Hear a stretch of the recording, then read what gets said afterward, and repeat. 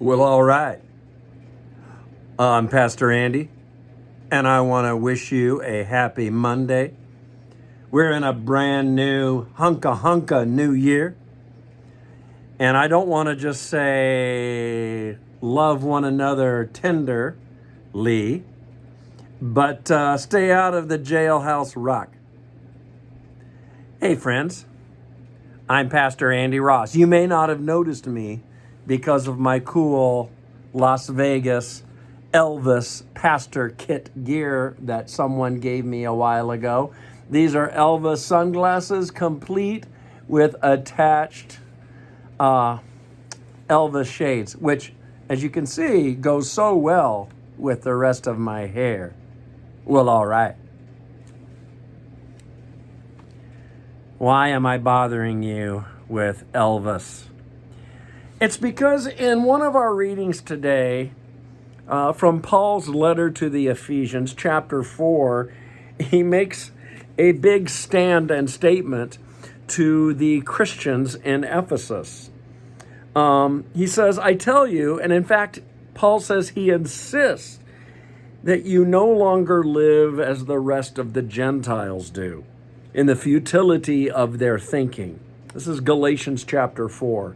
They're darkened in their understanding. They're separated from the life of God because of the ignorance and the hardening of their hearts. They've given themselves over to sensuality and every kind of impurity.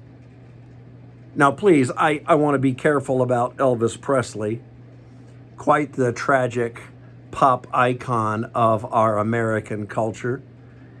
He was regularly committed to singing gospel songs and bearing a gospel witness, but we also know that he tragically struggled in the pop rock world he lived in which he was king.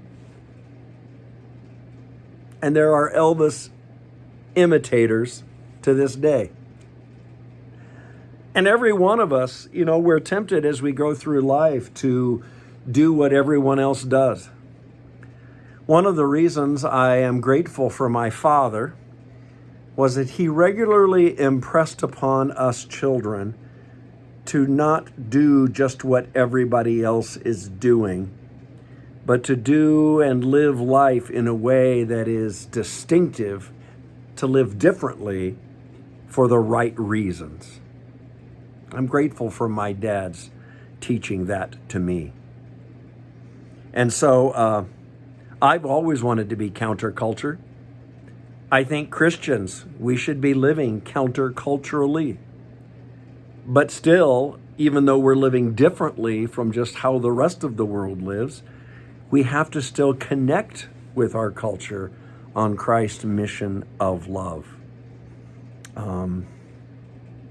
Paul wants us living in a way that is alive to Christ.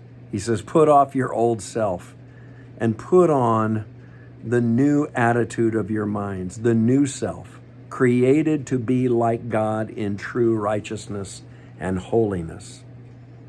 That has a lot to do with the witness, the image, the message we convey, and how we look, how we act in front of others.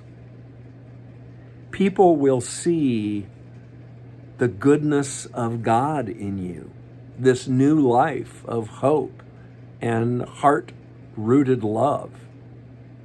They will see that, and they will be drawn to it. And it will point them to Jesus Christ, the source of new life.